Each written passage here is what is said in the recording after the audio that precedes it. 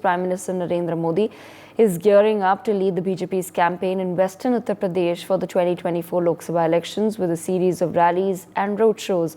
After addressing 3 rallies in Meerut, Saharanpur and Pilibhit, Prime Minister Modi now plans to hold at least 4 more rallies and a roadshow over 7 days starting from the 19th of April in the next set of constituencies, including Amroha, which is the constituency set for polls in the second phase on the 26th of April. The strategic placement of Modi's rallies aims to not only influence outcomes in the immediate constituencies, but also have a ripple effect in the neighbouring regions. Demand for Prime Minister Modi's rallies is high across all the 80 Lok Sabha seats, with efforts made to ensure maximum impact by accommodating rallies in a manner beneficial to multiple candidates.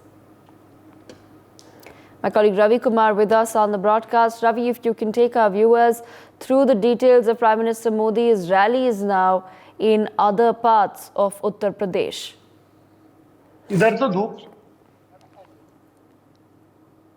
Uttar Pradesh में जहां mission 80 को पूरा करने के लिए लगातार BJP दावे कर रही है। प्रधानमंत्री नरेंद्र मोदी की सभी 80 लोकसभा सीटों पर रैलियों की बाकायदा मांग आ रही है और इसी के चलते ही इस तरीके से प्रधानमंत्री नरेंद्र मोदी की कार्यक्रमों का दौर शुरू हुआ है।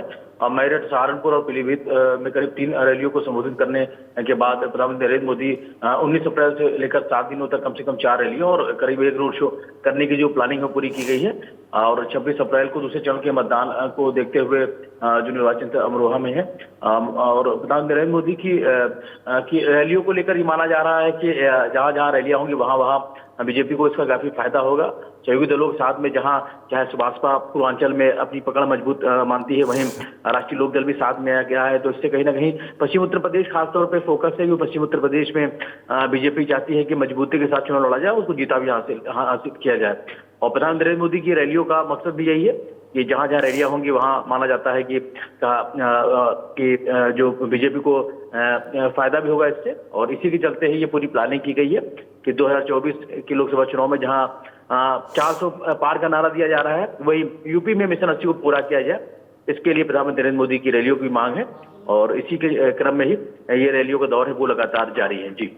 For more such videos, subscribe to the NewsX YouTube channel, hit the bell icon.